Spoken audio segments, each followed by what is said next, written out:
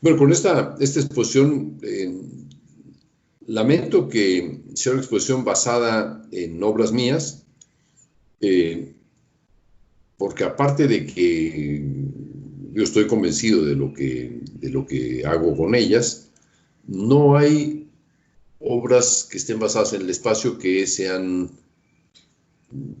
digamos, para mí, modelos. Estaría, por ejemplo, sí, Teledetector de Xenakis, pero digamos que estos ejemplos que tengo aquí constituyen parte de la evolución que he creado en la espacialización de la música y que representa toda una vertiente que va desde canto némico hasta murmullos del páramo, ¿no?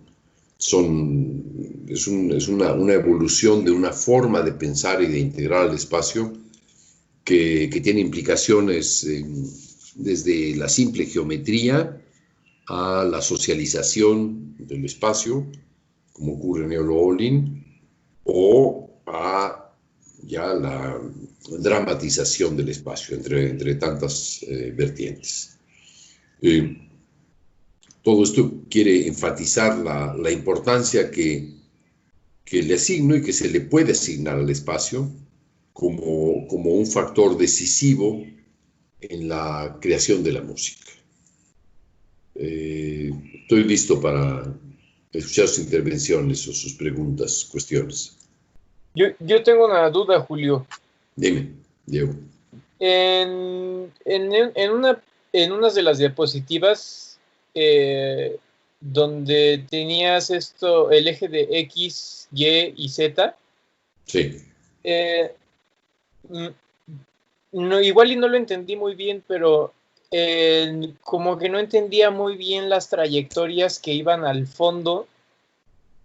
O sea, creo que no es tan claro, por lo menos para mí. Por ejemplo, si una trayectoria se fue al fondo, ya sea que el eje Z sea, creo que en una era vibrato, ¿no? Esa mera. Es esta, ok. Exacto. Por ejemplo, ahí el eje al eje de las zetas le asignas dinámica. Pero, sí. Ahí está, ya. Sí, es arbitraria la asignación, ¿eh? Sí, no estoy utilizando esta como ejemplo, porque me causa un poco de conflicto por ejemplo, que se desplazó a un triple piano, pero quieres hacer suponiendo, querer hacer una trayectoria del eje de las X, de do, del cello, de hasta abajo, por ejemplo, hasta un do de tercer espacio clave de sol, en pianísimo. O sea, ¿cómo se dibujaría? Eso es como un poco lo que me causa conflicto. ¿Cómo dibujar qué? La intensidad. Pues la evolución de cada uno de ellos, digamos que está aquí comenzando, ¿no? Ajá. Esta parte de aquí parecería que va al fondo. Creo que va al fondo y esta viene al frente. La manera de leer lo que tengo yo sería: si se va al fondo, viene al frente. Se va al fondo, viene al frente, va al fondo, viene al frente, va al fondo, se queda en el fondo. O sea, no solamente está yendo del fondo al frente, sino que gradualmente en estos giros que está dando se va alejando del frente cada vez más. Es imposible hacer una representación de 3 dimensiones en 2. Está sugerida, ¿no? Al menos yo no lo sé hacer. Ok, ya. Sí, es que justo era eso, porque creo que en la serpiente queda bueno, tienes uno más adelante que es un poquito, creo, más claro, porque hay como una especie de, exacto, como una especie de volumen. Sí. Bueno, no es volumen, es una cinta, ¿no? Okay. Entonces, el lado sombrío y el lado claro. Sí, pero aquí, por ejemplo, de alguna manera, creo que pareciera que esta cinta tiene siempre el mismo la misma longitud o la misma altura, digamos, como el mismo grosor casi siempre. Y No, ¿no? no, casi siempre no, no, no, no. No, mira, por ejemplo, en esta zona de acá se va adelgazando un poco. Claro. Puede ser que el efecto sea que ya se fue al fondo y entonces se ve más delgada. Exacto, Pero exacto. aquí, por ejemplo, el grosor es pequeño al inicio y al final, ¿no? O sea, digamos que hiciera aquí una reducción máxima, ¿no? De su amplitud, ¿no? De su amplitud, quiero decir amplitud gráfica. Claro. ¿No? Okay. Ok, entonces digamos que, por ejemplo, ahí al final no es que se vaya al fondo, sino que en realidad se hace más corto o Más más... hecha. Exacto. En realidad, no sé cuál sea la realidad, porque no hay una realidad en esta representación en dos dimensiones, ¿no? Es muy difícil verla. Si fuera una fotografía sería más claro, Sí. ¿no? Ya Entonces, tenía duda con eso. ya, si pudiera tomar este lazo y convertirlo en un lazo de algo de almidonado, digamos, podría entonces darle los giros necesarios para que pareciera realmente en tres dimensiones. Tengo algunas fotos en tres dimensiones de algunos otros objetos que son más eficaces, digamos, para representar el espacio, ¿no? No. ¿Puedo preguntar algo, profesor? Si estoy Sí, aquí claro. infiltrado. No, no, no.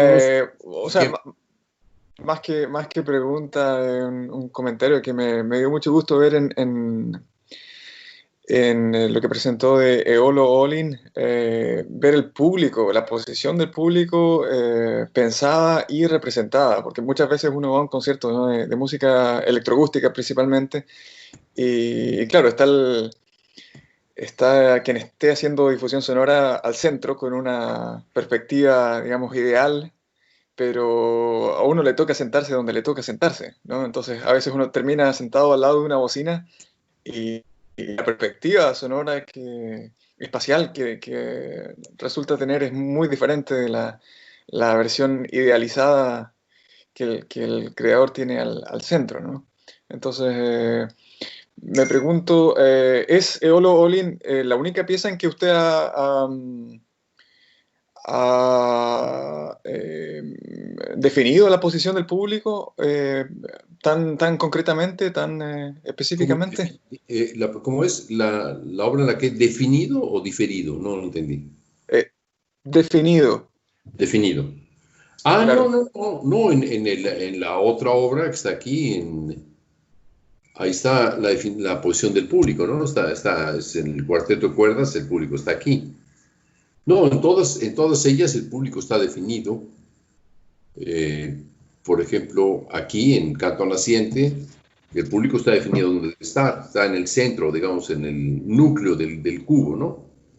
Claro, claro. No aparece aquí representado. O en concreto aquí también, por ejemplo, en esta representación, el público está dentro de este octágono, ¿no? O aquí dentro de estos 15 lados o vértices, ¿no? O aquí el público estaría frente, donde pone 20 a 30 metros, digamos, el público estaría, esta sería una sala de conciertos tradicional, ¿no? Que sería el foro, y el público debería Claro. estar, pues, mucho más abajo, digamos, al centro de esta curva, al centro, digamos, en el centro del curvo, de la curva que estaría formando, o el círculo que estaría formando. Y en este otro, el público se encuentra totalmente al centro. Todos ellos, el público tiene una posición muy definida. No aparece aquí dibujado. Quizá a lo mejor sería bueno colocarlos, pero para dar una idea más clara, es cierto. Puede ser. Oye, Julio, y también en la diapositiva 15 y 16 ahí no por ejemplo, en el 15 que propones una distribución distinta de la diapositiva 14, sí. El contenido digamos, que tocan cada uno de estos instrumentistas, por ejemplo, ese cuadrado que están haciendo Violines 2, sí. Sí. ¿Es el mismo o lo que estás haciendo es las trayectorias posibles? No. Digamos que cada sección de las cuerdas tiene, entendiendo que una de las secciones sería el triángulo que forman los dos violonchelos con el trabajo. Cada sección de las cuerdas tiene, digamos, una textura más o menos propia. O sea, por ejemplo, no solamente en los últimos segundos sí pongo digamos, un rompimiento del espacio con actividades completamente distintas o caóticas de cada uno de los miembros del grupo. Pero en general, digamos, lo que está haciendo este grupo, por ejemplo, los violines segundos, sí, digamos, tiene algo que ver con el pentágono de los violines primeros.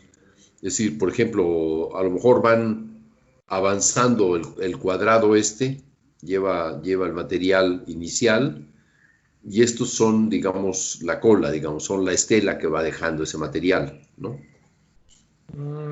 Y también puede ser la estela, estas violas después o algo así. Esa es la idea. Son más bien estelas de resonancia, ¿no? Y de un instrumento a otro, dentro del mismo grupo, también hay esa idea de estela, ¿no? Es decir, son como oleadas de movimiento que tienen unos y otros. Ya. ¿No? Okay. Digo, no es una partitura que yo haya pensado mucho, una obra que escribí creo que en 3 horas, una cosa así, y ya después ya fue acomodar al público, ¿no? Digo, a los músicos, ¿no? Ya.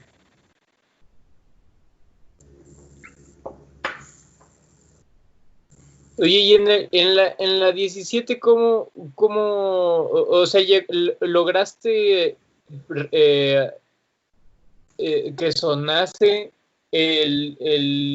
la altura? O sea, ¿hay alguna representación alguna interpretación de esta distribución? Sí, pero no grabada, no tengo una versión, creo que le llaman .5, ¿no? Tengo, bueno, para mí, la música que he escrito relacionada con el espacio tiene una sola representación, que es en el espacio. No me parece interesante producirla con equipos digitales de sonido o analógicos, no, me gusta que sea en vivo.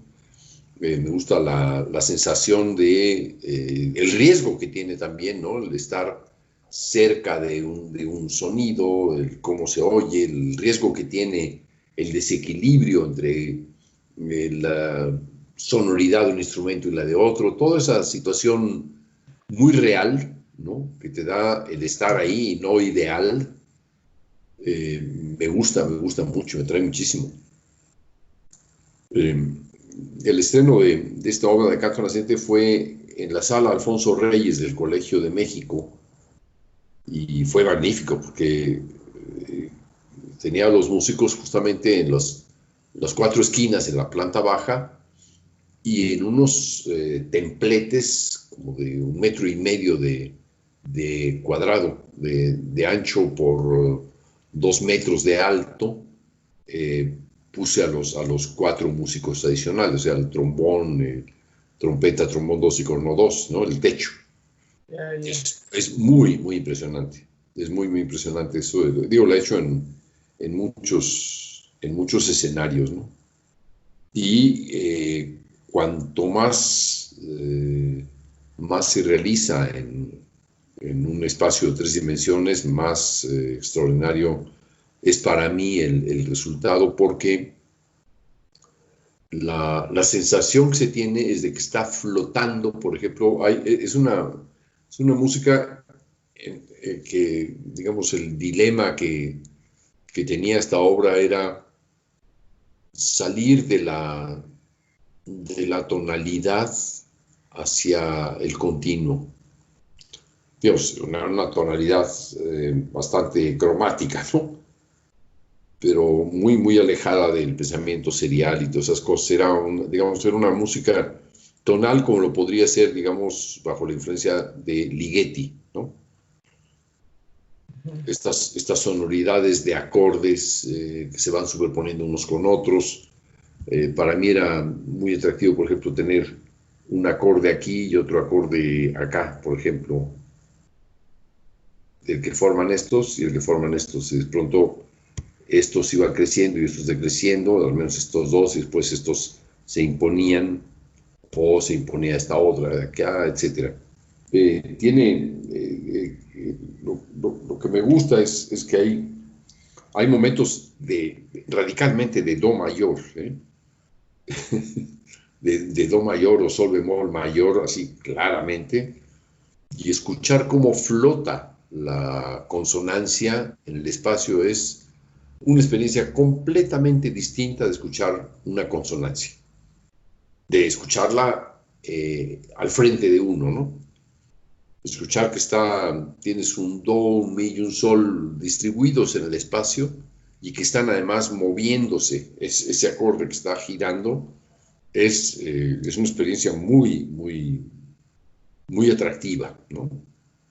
Tiene un valor por sí misma de una gran riqueza perceptiva. Es muy, muy convincente, digamos, el estar oyendo cómo la música se distribuye casi como si fuera un perfume, ¿no? Un gas o una cosa así, un vapor, en fin, humo. Es muy importante y muy distinto de escucharla. Cuando yo la escucho en la grabación que hay en YouTube o algo así, hasta me da vergüenza, ¿no? ¿Por qué? Pues porque suena a una música como cualquier otra de su época, o incluso hasta retrasada, si se quiere, no me importa ese aspecto. Pero, digamos, la impresión que me da es una música con un tono maleriano, y digo bien maleriano, pero al mismo tiempo profundamente ensoñada para el espacio. Y hay otros momentos que son radicalmente de continuo muy, muy radical, ¿no? Ya. Alguna vez se tocó en la sala Xochipilli, alguna otra vez en la sala de Zahualcóyotl, y alguna otra vez creo que en la sala Carlos Chávez, creo que sí, no me acuerdo ya. No, en alguna otra sala de la Ruiz de Alarcón o algo así. No, el Centro Cultural Universitario se tocaban las 3 o 4 veces, pero pues, tocaba casi en todas partes de salas de concierto, ¿no? Ya. Y obviamente para ese tipo de espacios diferentes, porque no es de estos que tiene ¿cómo le llamaste? El plafón, para la parte de arriba, no hay salas que... ¿Perdón? Está bien, el plafón es más apropiado que el techo, está bien. Sí, o sea, no todas las salas, digamos, tienen ese privilegio, ¿no? Entonces, lo que haces es proponer la distribución alternativa, por así decirlo, ¿no? Sí, no, pues eso sí. Uno de los principales problemas que tiene uno cuando decide crear una obra espacial es que te tienes que enfrentar con problemas reales, tan reales que tienen que ver con problemas de orden jurídico, civil, social, de intereses, etcétera. O sea, los músicos pueden decir, oye, yo no me subo en ese templete, pero puedo caer. Claro. Esa es una. Y la otra, que los responsables de la sala te prohíben distribuir el espacio a los músicos, porque no puedes estar en una salida que obstruya en caso de incendio, de emergencia. Claro. Yo creo que la última representación fue en Nueva York, en la sala Miller, de la Universidad de Columbia, una sala espléndida, con una acústica bellísima, bellísima, de veras bellísima, pero no me dejaban. Se presentaron dos obras, una de ellas era Canto Naciente y la otra Eolo Olin. Y las dos espaciales, y no dejaban que yo colocara los músicos como quería. Y fue para mí muy frustrante, para el público le gustó y se acabó, o no le gustó, es igual. Pero era muy frustrante el tener pues eso, la limitación. Sí, el ajuste, digamos, a lo que te está pidiendo el gerente de la sala, ¿no? No sé qué, tienes que ver con la policía directamente. Si tú insistes, pues te mandan a la patrulla, se acabó, ¿no? Ya. Se resuelve con patrulla. Sobre la última obra, Murmullos. Cuando tú organizaste el espacio, lo haces basado en el espacio que describe el texto, y si es así, ¿cómo trasladas ese espacio o cómo reimaginas el espacio que se describe en ese texto y cómo lo trasladas al espacio imaginario primero y luego al espacio real? A ver, no. ¿Me puedes volver a explicar eso? Dime. En la última obra, Sí, la ópera. que está basada en el texto, o que el texto es una fuerza que entra a tu imaginario, ¿cómo diseñas el espacio que el texto plantea, o qué tanto de ese espacio que el texto describe Sí. pasa a ti, a tu obra, y cuando digamos, cuando ya lo visualizaste o lo lograste reimaginar ese espacio, ¿cómo lo diseñas en tu obra? ¿Cómo lo diseñas en la ópera? Es muy buena pregunta porque, mira, efectivamente, bueno, la idea del inframundo, Rulfo no está hablando del inframundo directamente en la novela. Sabemos que se trata del inframundo porque son las voces de los muertos, suponemos que están debajo de la tierra. Él lo dice, están debajo de la tierra, pero suena casi metafórico, ¿no? Puedes leerlo como una metáfora y no te das cuenta de que ese inframundo es físico, real, ¿no? Se piensa en ese inframundo de forma metafísica. No, yo quise imponer eso. Recuerdo mucho un comentario que hizo Stockhausen en el año 68, cuando yo lo conocí las veces que fui yo a Colonia. Él regresaba de Osaka, en donde había presentado, eran las Olimpiadas 68, y había presentado varias obras suyas, solo para magnetofón, varias obras de él las había presentado, Stimmung también para vocalistas, creo que Stimmung es 68, 69, no, creo que es 68.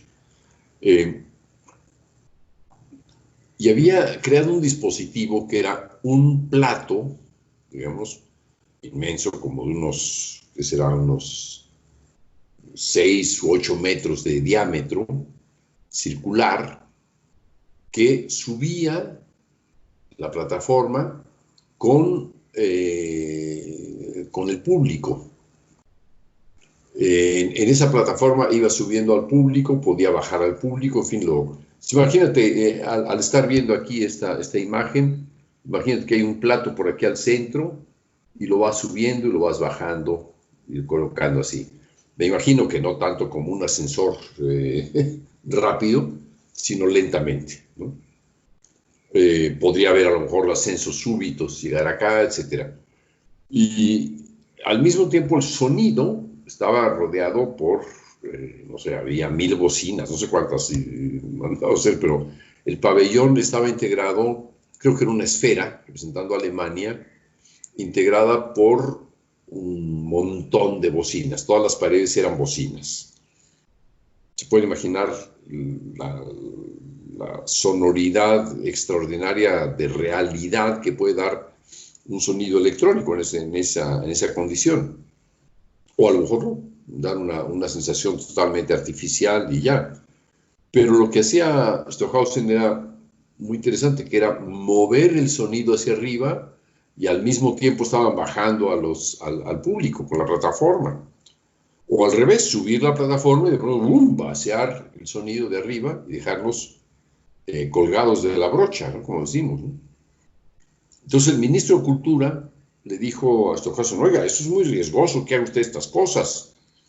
Dijo, ¿por qué? Pues porque le va a dar miedo al público. Dijo, bueno, ¿usted qué cree? ¿Que Shakespeare no le provoca miedo y terror a la gente? Tenía razón.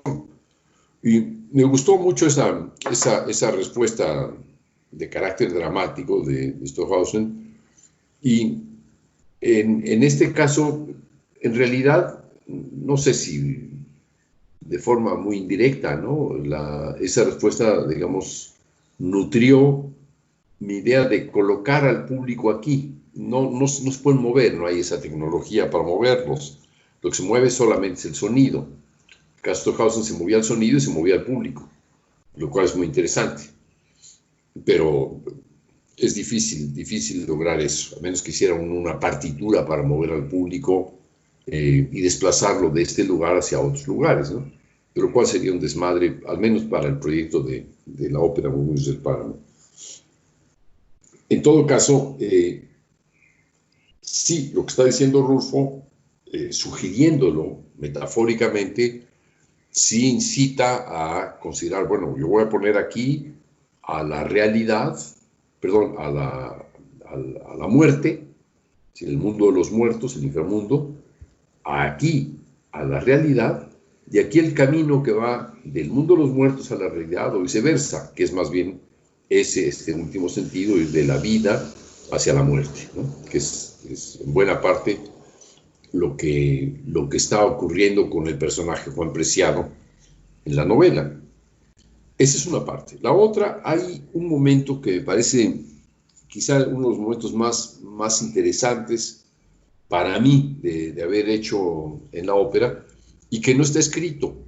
Es cuando muere Susana San Juan, el texto dice, y hubo circo, hicieron fiestas, llegaron bandas, y había fiesta por todas partes, y las cantinas, y los borrachos y tal. Y esa parte, cuando muere Susana San Juan, es bastante dramático, porque está el ruidista, que crea unos sonidos muy violentos con un tam-tam, está el trombonista, creando también unos rugidos, unos bramidos, como Pedro Páramo resintiendo la muerte de la mujer a la que ama, si acaso pudo haber amado a alguien, este canallita, y luego el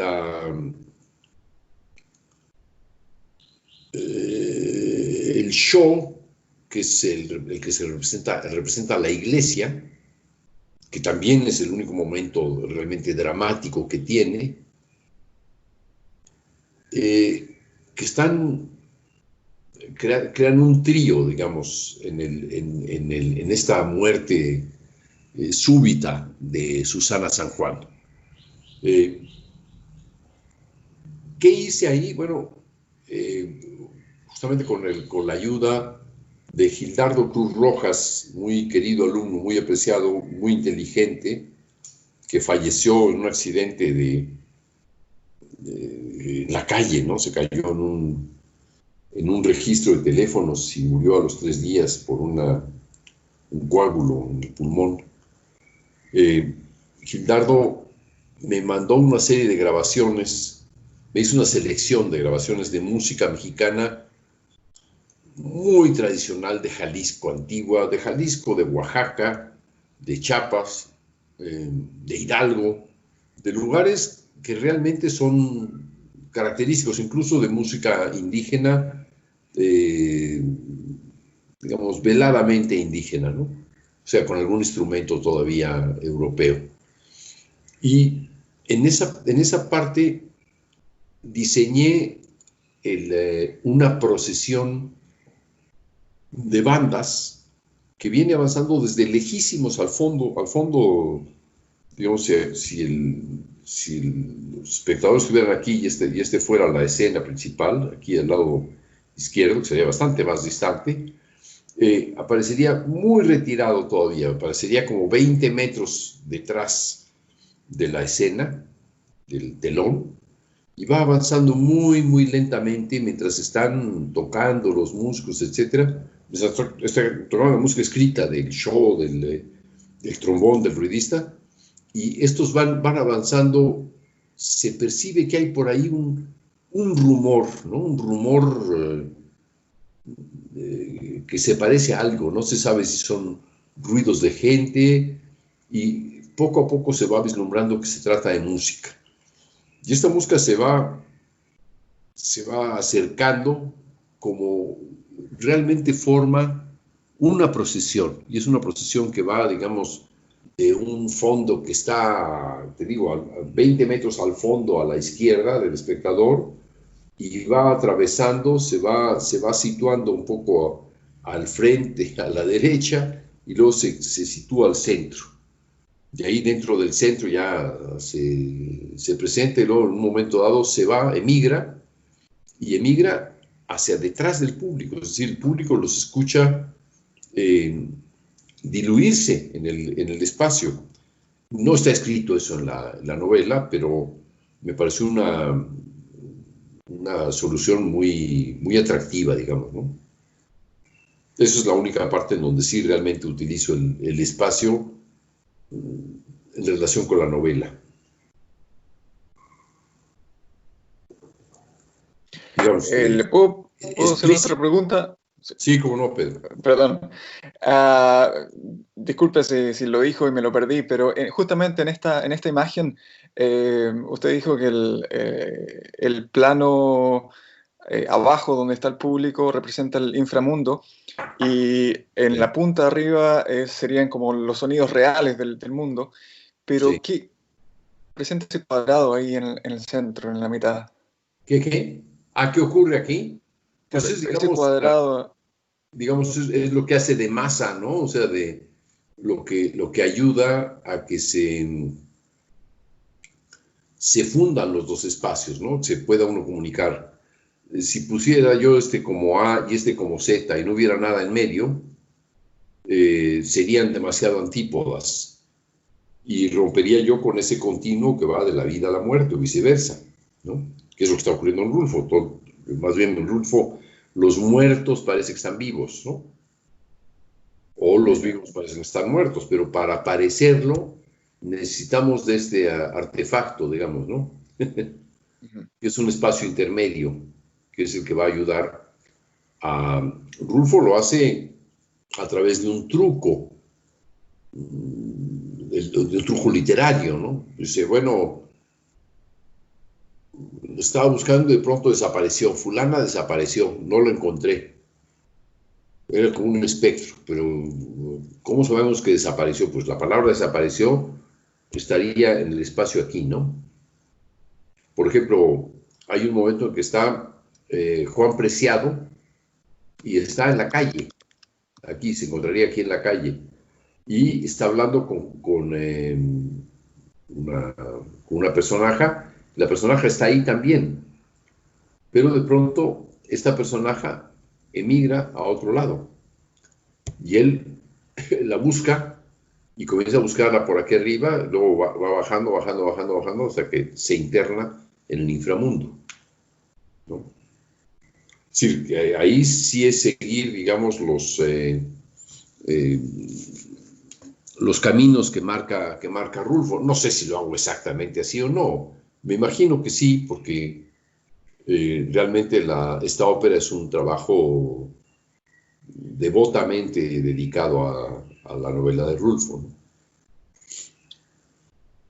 Te digo, la función que tienen esos cuatro altavoces ahí es muy, digamos, es darle estructura a ese camino para poder hacer esas espirales, para que no brinque de un lado al otro, ¿no? Porque podría simplemente brincar de aquí a acá y sería muy, muy chocante.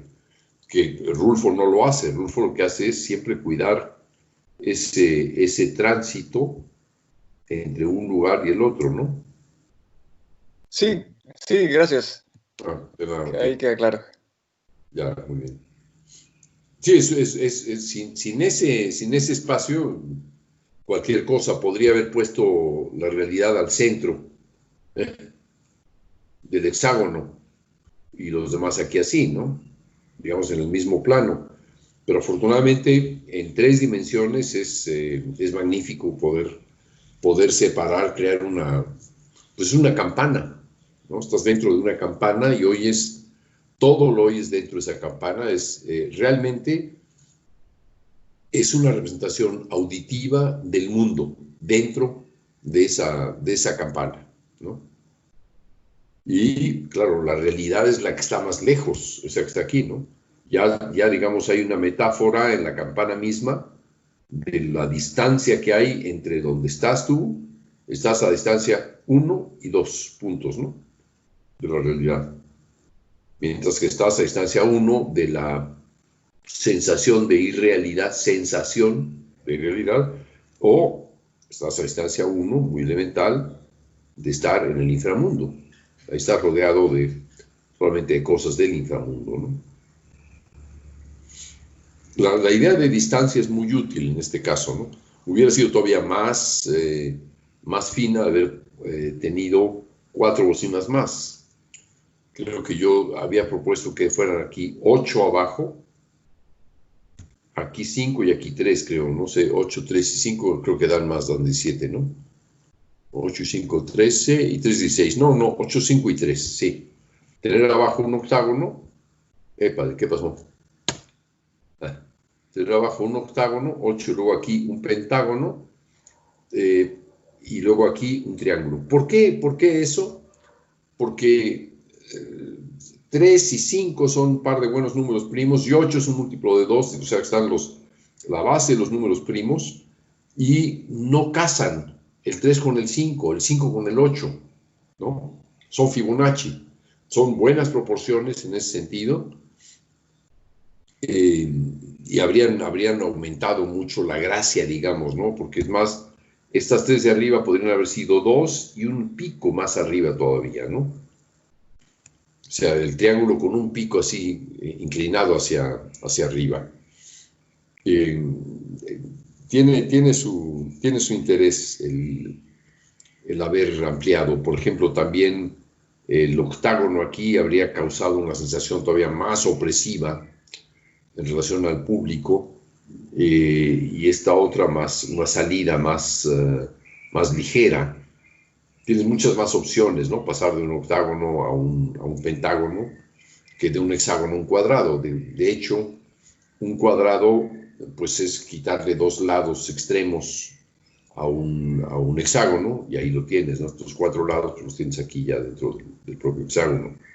Son demasiado cercanos, no me gusta. Y el cuadrado con la línea, o sea, 2, 4 y 8, o 2, 4, 6, pues son tan evidentes, ¿no? Que no me gustan para nada. O sea, son tan racionales, son tan cercanos, que son predecibles. Y el interés que tiene 3, 5 y 8 es que son mucho menos predecibles.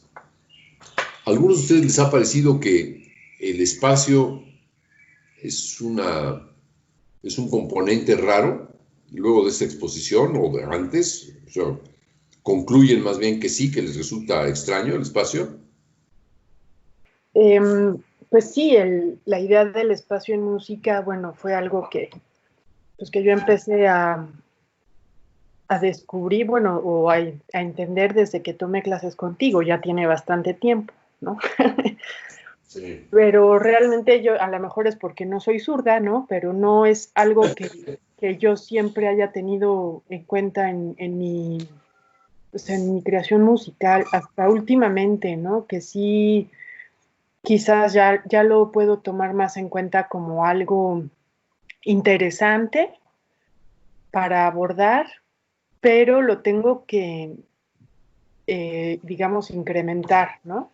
No es algo que solo me venga a la cabeza. realmente la única vez que lo he experimentado tal cual, pues fue el día que tuve contigo aquella famosa fantasía donde reproduje inmediatamente después de haberla tenido, pues esta sensación de sonidos girando a mi alrededor, que los compañeros de la clase de aquel entonces, pues se pusieron a hacer bastantes sonidos y yo estaba ubicada en el centro, ¿no? Y sí, digamos que fue algo para mí bastante disfrutable, pero no es algo que yo haya experimentado muchas veces y no es algo que me venga tampoco a la mente como una primera opción. Entonces, la verdad es que también me resulta bastante complejo todo lo que explicaste hoy, pues para mí es difícil, ¿no? Es algo complicado porque no lo percibo de una manera tan natural para mí desde mi propia percepción. O sea, ¿te parece muy alambicado, muy complicado? No, me parece muy interesante, me parece que es algo que sin duda tendríamos que explotar más, ¿no? Porque sí pienso que desgraciadamente pues nos hemos ya acostumbrado a que la música acústica se toca enfrente, ¿no? Y nos hemos acostumbrado a que el sonido viene de allá, ¿no? Únicamente de allá enfrente y nos ubicamos todos como auditorio en una postura en la que pues ya sabemos básicamente lo que va a pasar y cuando el sonido viene de otra parte, ¿no? Pues nos causa muchísimo furor, digo, hasta en las piezas, digamos, de corte más tradicional que mencionaste, donde alguna trompeta toca de atrás del escenario o de arriba o que llegan entrando, pues nos parece algo en general yo creo que muy agradable y yo creo que sí es algo que tendríamos que tener más en cuenta a la hora de imaginar, ¿no? Y no solo, sino yo creo que a lo mejor muchas personas quizás lo perciban, pero siempre se corta esa parte, porque es impráctica, porque no tenemos escenarios disponibles para quizás realizar aquellas fantasías, ¿no? Entonces, creo que para mí sería más fácil abordarlo a manera como de creación en vivo, que tener que diseñar, por ejemplo, esta imagen que tú tienes enfrente, ¿no? Para mí ver esto en 3D, no, se me hace así como súper complicado, no es mi talento. Es un cucurucho, es muy simple. Ya sé, sí, pero la verdad es que a mí, no sé, soy más rupestre, ¿no? Pienso que estos mapas así me cuesta trabajo de entenderlos porque nunca han sido lo mío, ¿no? Entonces, pero sí, pienso que deberíamos de propiciarlo y que es un recurso más del sonido, ¿no? O sea, yo siempre pienso, o sea, todos los recursos que tiene el sonido tendríamos que aprovecharlos a la hora de la creación musical y obviamente la capacidad que tiene de desplazar en el espacio, pues es una muy importante que yo creo que sí se desperdicia mucho, ¿no? Yo no creo que sea privativo de los zurdos, mucho menos, pero sí he notado que la mayor parte de los zurdos que yo conozco, de veras la mayor parte, han implicado al espacio de sus creaciones. De manera notable, o sea, de manera muy significativa. Xenakis era zurdo, contradicho. Estoy seguro que Stockhausen fue zurdo. Le pregunté al hijo y me dijo que no recordaba, que cree que es ambidiestro, más bien su padre, que fue ambidiestro. Ajá. Pero digo, por ejemplo, gente como Beethoven, en Fidelio, en la ópera, pues hay justamente, como decías, hay una trompeta que está en el exterior, ¿no? Que nos da la impresión de que hay un escenario en el exterior. Ya simplemente con colocar la trompeta afuera, nos da un escenario. Y ese escenario lo inventa un sordo. Es curioso. Él no lo va a escuchar. Es el que menos va a escuchar la trompeta allá afuera. Pero para él, dramáticamente, tiene un gran sentido. Que hay una escena afuera, que hay otro espacio que el de la escena de la ópera. Ahora, efectivamente, yo creo que yo estuve pasmado por años por la música, por mis estudios de música tradicional, y el espacio no aparecía para nada, hasta que conocí a gente tan avanzada como Xenakis o Stockhausen, ¿no? Pero, insisto, ellos nada más, porque había otras gentes como Pousseur o Ligeti o quien quieras, que no, Globocar, quien sea, no tenían nada que ver con el espacio. Y he escuchado gente que que ha hecho obras para el espacio, que esto es totalmente artificial, no está vivido. Mi comentario en Xenakis siempre fue, nos llevamos muy fuerte, siendo muy amigos, y nos decíamos barbaridades con toda confianza y puya. La puya es simpática, amigable, pero al mismo tiempo puya. Que si él hacía un comentario crítico hacia alguna obra mía, por ejemplo, pues yo le decía, sí, pero es que tú, el único talento es que sabes espacializar, no tienes oído, no tienes ningún oído, sonido, cosas así, ¿no? O sea, ningún sentido de la altura, estás completamente desafinado, tu oreja está fuera de tono.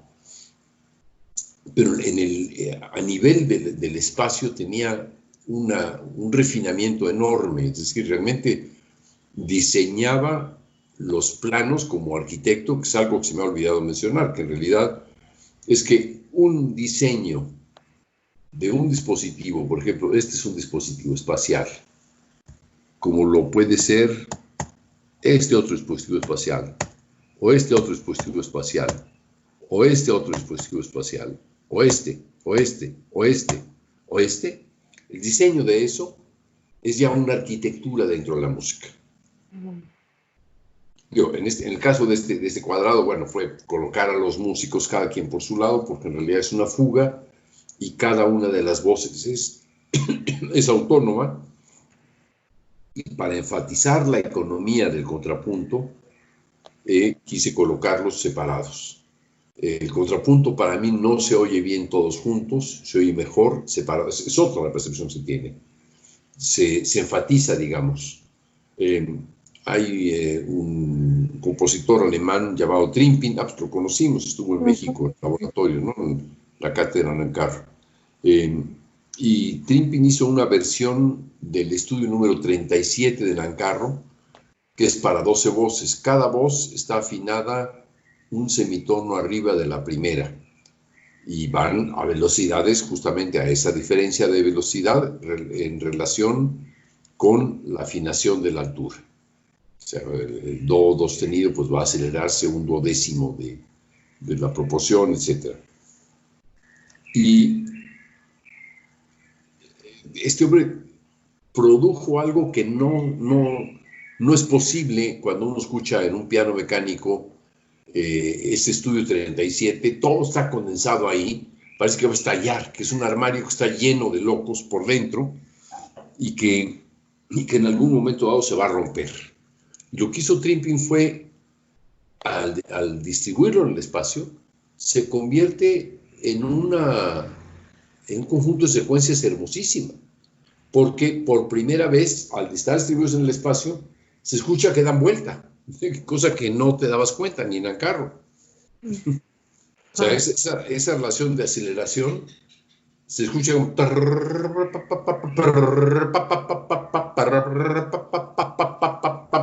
o al revés, etc. Es fascinante escucharlo en el espacio y no se oye cuando está todo aglomerado. La masa hace que se pierda el filo, digamos, del ataque. Aunque Nancarro tenía sus pianos mecánicos perfectamente afilados, con unos clavos que tenía cada fieltro, en vez del fieltro, o sea, le clavaba al fieltro un clavo de, no sé si de cobre o de bronce, para que el ataque fuera muy preciso, para que no fuera difuso. El sonido de un piano es boom, ¿no?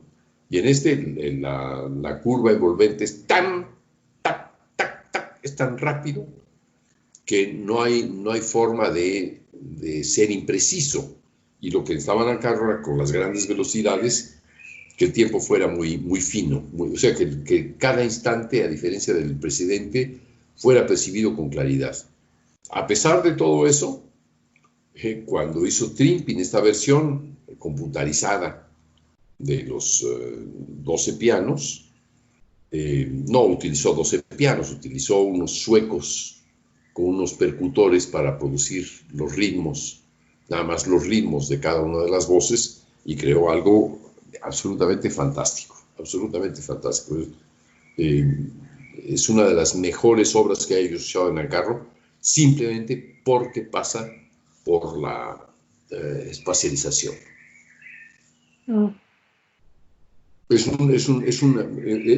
realmente extraordinario porque efectivamente si nosotros escuchamos un canon del Ancarro dentro del armario, para no decirle closet, ¿no?, de un piano mecánico, encerrado,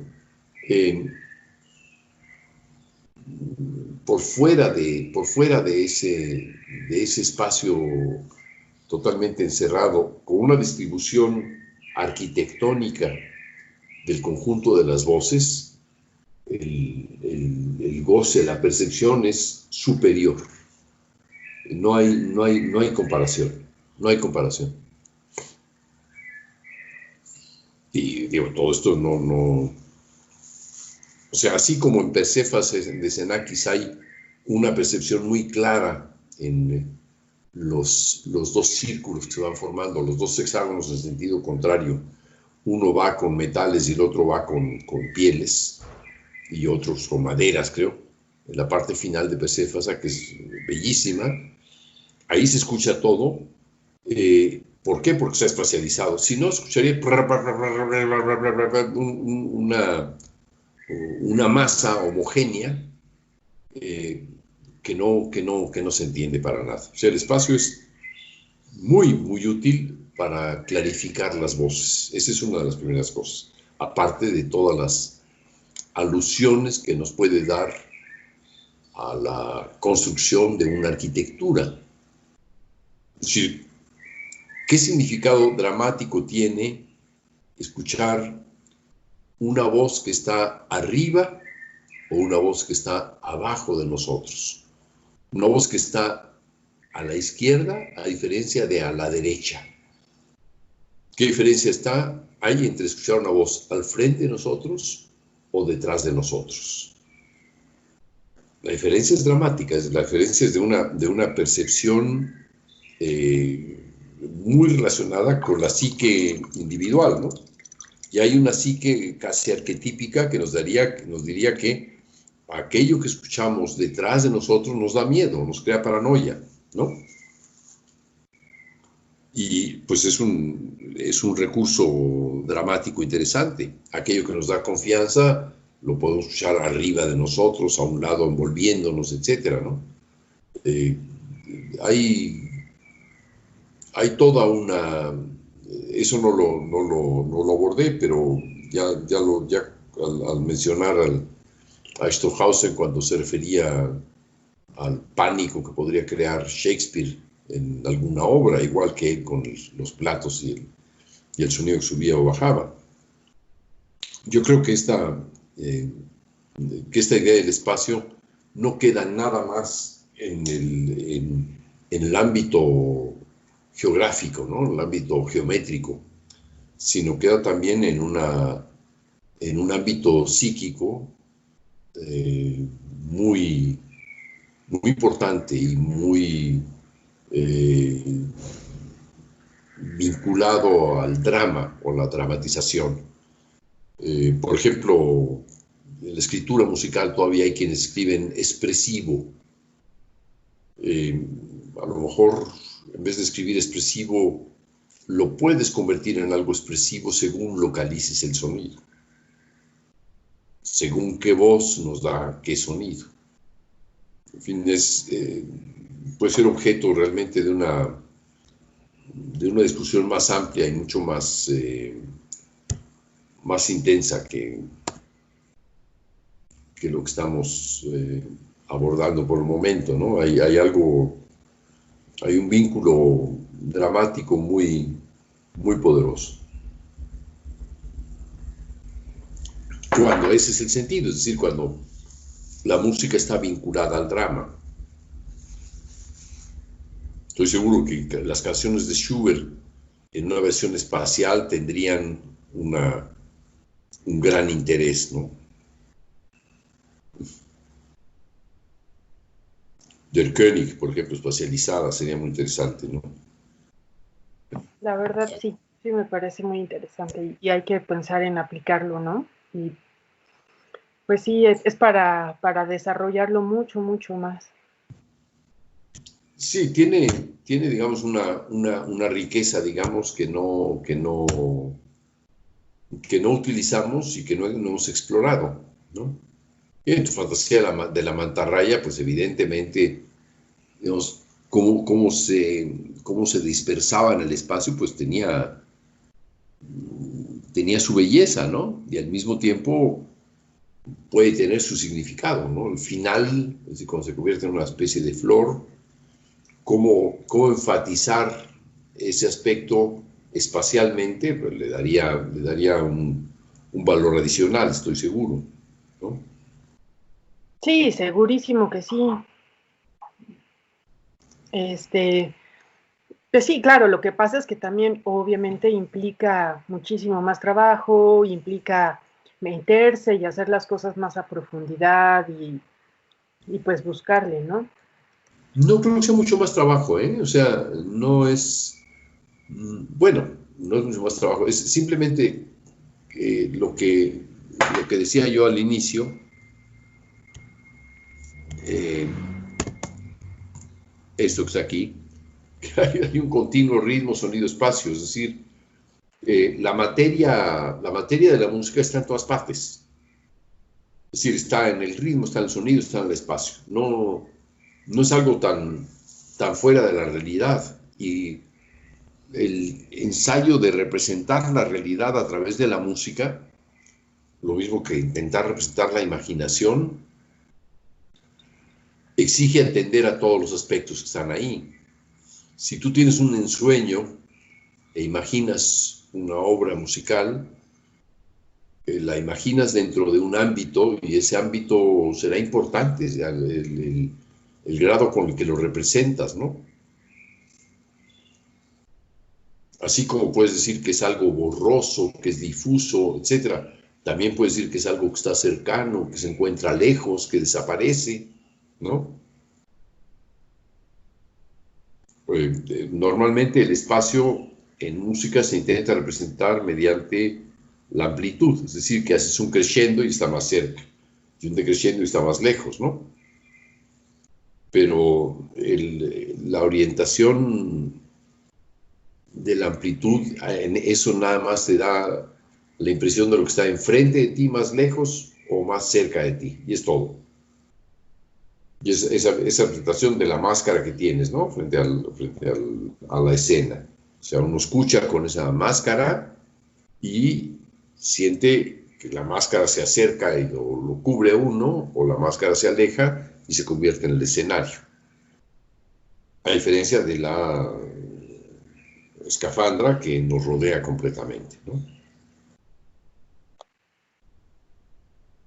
Shanti, te oigo. Sí, bueno, ¿me escuchan? Dígame. Sí, pues en mi caso coincido con Itziar cuando decía que simplemente era como uno de los componentes que no se habían tomado en cuenta, ¿no? Lo suficiente a la hora de hacer música, o sea, la espacialidad, el movimiento que hacen cuando a través del espacio, ¿no? Porque uno está, o sea, los sonidos que uno escucha en lo cotidiano o en la naturaleza son sonidos que muchas de las veces tienen espacialidad, ¿no? Tienen movimiento. Y es como si a lo largo de todos estos años hubiéramos pensado la música pues bidimensionalmente, ¿no? Cuando tiene la capacidad de manifestarse tridimensionalmente, ¿no? Sí. Y pues, o sea, yo me puse a pensar que aun cuando no lo hicieran intencionalmente, como que había una algo inherente en la música que hacía que que uno mismo como oyente le pusiera eso que le faltara, ¿no? Esa espacialidad que le faltara. O sea, uno escucha una sinfonía o cualquier obra y uno a veces suele imaginarse los sonidos moviéndose en un espacio, ¿no? Imaginario. Sí. Y como que uno completaba eso, ¿no? Que uno, pues desde que uno nace ha percibido el sonido de esa manera, ¿no? Y que en la composición, en la música que tradicionalmente se ha hecho, no se toma en cuenta, ¿no? Entonces, pues al contrario, o sea, en vez de pensar como que es algo raro o que está fuera de lugar o que no puedo comprender, pues lo pienso como, pues como una herramienta más, ¿no? Y que puede ser muy importante para alcanzar el objetivo a la hora en que se hace o que se piensa una composición, ¿no? Una creación. Uh-huh. Y pues ese sería mi comentario. Uh-huh. Ya, de acuerdo. Pero, digamos, en todo esto, ¿les ha incitado a alguno de ustedes a integrar el espacio, a considerarlo, o ya lo han considerado? Eduardo sé que ya lo ha considerado, Diego sé que ya lo ha considerado. Pedro, ¿tú lo has utilizado alguna vez? ¿Estás ahí todavía? Sí, aquí estoy. No, la verdad no lo he incorporado en la creación musical. Siempre me está ahí dando vueltas como a nivel teórico, ¿no? Al relacionarme con músicas de otros, pero no lo he pensado en la composición. ¿Tú escribes para instrumentos y electroacústica también o no? ¿O voces? No tanto electroacústica o muy básica cuando lo utilizo, más bien instrumentos. Ajá. Pero sí, toda esta discusión me estimula mucho a nivel creativo. Me encuentro muy estimulante, como que me incita mucho a pensar más en profundidad muchos aspectos, no solamente la espacialización.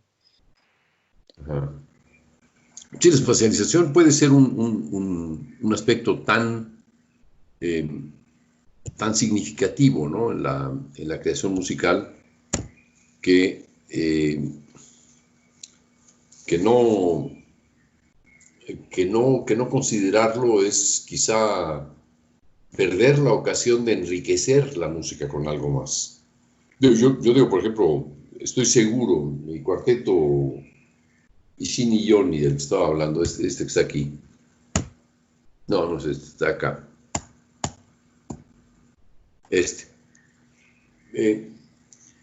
Sé lo que quiere decir el colocar a los músicos en esa posición, sé los riesgos que tienen, pero sea al mismo tiempo la belleza, la nueva belleza que puede generar. Sí, tiene un contenido estructural importante. Cuando digo que, por ejemplo, la música se agita, etcétera, pues también, digamos, así como se agita la música, aquí que se agita, por ejemplo, en esta obra hecha con la computadora, con la OPIC, la manera en que yo podía representarla, por ejemplo, era tenerla toda rodeando al público, meterse dentro de ese enorme chorro de sonido, como si estuviera uno rodeado en un baño de vapor por un montón de sonidos, ¿no? Que uno se encontrara justamente dentro de una esfera, una enorme esfera, que sonara con esa violencia con la que suena esta obra, Waon.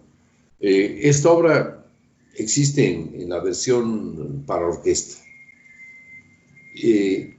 Pero digamos que las versiones que yo presenté cuando tenía ya la versión electroacústica o digital de ella, yo necesitaba envolver al oyente en esta masa. No lo movía, no me interesaba moverlo, pero sí envolverlo. Es decir, la sensación que yo quería producir era la de estar,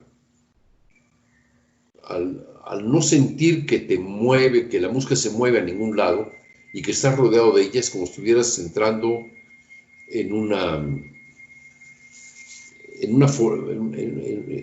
floración total, digamos, en un ambiente del que no hay salida, ¿no? Un ambiente extraordinariamente, si se quiere, opresivo, pero al mismo tiempo intenso de vivirse. O sea, no hay un aquí y un allá, no, es en todo, es una esfera. Esa es la idea del espacio aquí, que es una idea completamente estática, pero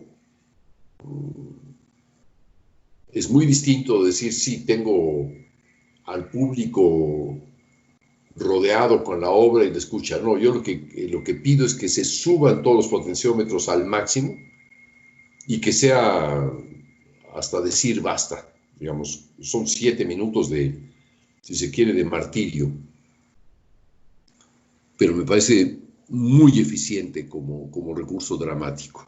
Y cuando ya había terminado la obra, pues en el proceso de escribirla, que fueron 15 días, yo no tenía una idea de cómo se iba a representar.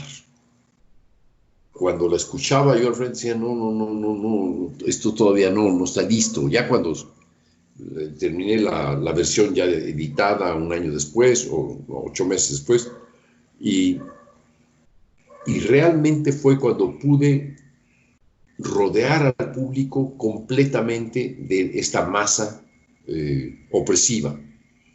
Y ahí entonces dije, esta es la idea. Es como estar metido dentro de una nube de la que no se puede salir, ¿no? Si emprender el vuelo a la distancia, está uno volando, es cómo se mueven las alturas, cómo se mueve la dinámica, es lo que nos está llevando. Pero nosotros estamos quietos, como si estuviéramos en una cápsula. Es otra concepción del espacio, ¿no? Ahora, escribir el espacio no es tan complicado.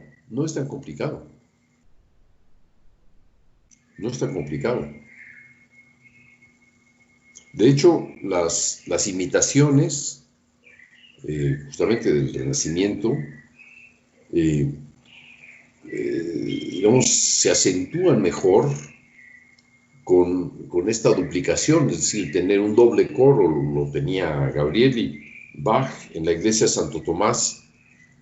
Hay un doble coro y lo utiliza la Pasión según San Mateo, y es muy eficaz ese doble coro para, digamos, enfatizar el sentido dramático de la obra, ¿no?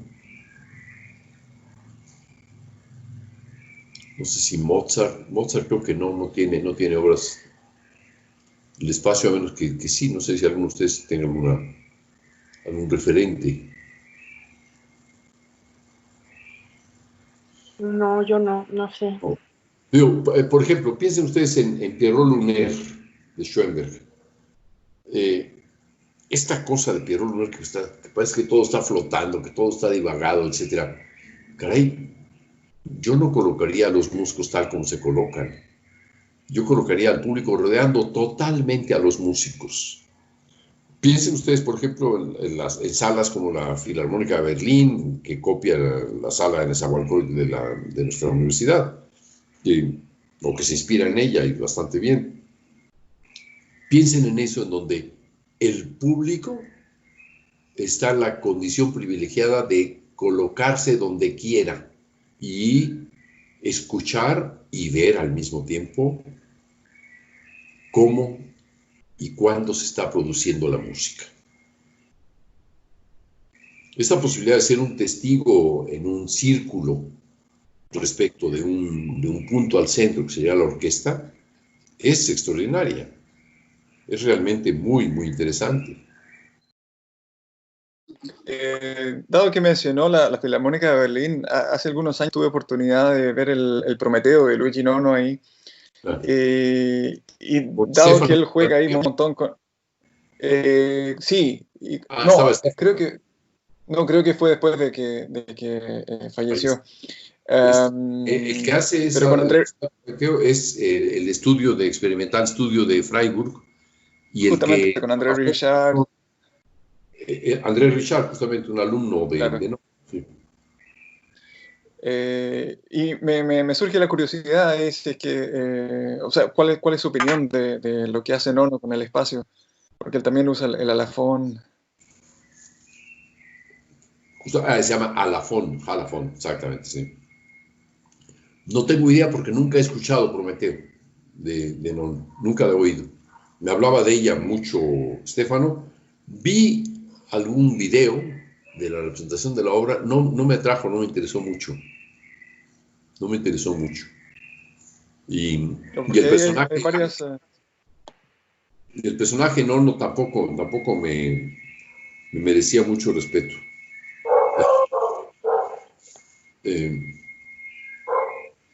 Le gustaba hacer barbaridades en casa de los aristócratas. Él era de origen aristócrata, miembro comunista italiano. Le gustaba hacer barbaridades. Lo invitaban a cenar y tiraba la comida al piso y hacía barbaridades bastante sucias en esas casas. Y yo lo conocí aquí una vez en México y hubo un intercambio de ideas. Me dijo que habláramos en español. Y yo le dije, pues sí, quería yo felicitarlo porque usted es el único de todos los compositores que estuvieron en La Habana que tuvo un discurso comprometido. Me dijo, no, le dije, sí, claro que sí. Y resulta que comprometido quería decir vendido en italiano. Y comprometido para mí quería decir, pues eso, que estaba vinculado positivamente a algo, ¿no? Él lo tomó negativo. Me lanzó un golpe que yo esquivé. Y de ahí se fue con otro golpe y lo agarraron entre todos, el agregado cultural italiano y otras gentes que estaban ahí. Dije, este tipo está loco. Yo me fui de ahí y me dijeron, es que, ¿en qué hablaron? Pues en español, dije, grave error. ¿Qué le dijiste? Tal, pues fue el que me dijo tal cosa. Y así era, ¿no? Era un loco zafado, ¿no? Cuando se lo conté a André Richard y a los que habían trabajado con él y a Stefano, me dijo, sí, así era. Es el retrato total de Luigi Nono, ¿no? Y yo tenía pues eso, cierta simpatía, pero pues, se deschavetó completamente, ¿no? Sí. Lástima, no he oído para Stefano era una obra fundamental, el Prometeo. ¿No? Sí, ahí en Freiburg hay una veneración por Nono, ¿no? Sí. Sí, casi un museo. El Experimental Studio tienen todos los aparatos ahí, las fotos. Sí, sí. Los manuscritos de Nono, sus bosquejos, todo. Es casi un culto. Sí. Pues sí, no me parece a mí demasiado interesante su música. Ya viendo partituras, por ejemplo, su cuarteto de cuerdas y cosas así, me parece bastante bajito de nivel. Pero bueno, ese es yo no soy fácil para que me guste la música, ¿no? Apenas si me gusta la mía. O sea que... Bueno, jóvenes, pues yo me retiro. Chao, Pedro. Gracias, Julio. Chao. Adiós, Julio. Muchísimas gracias. Gracias. Chao.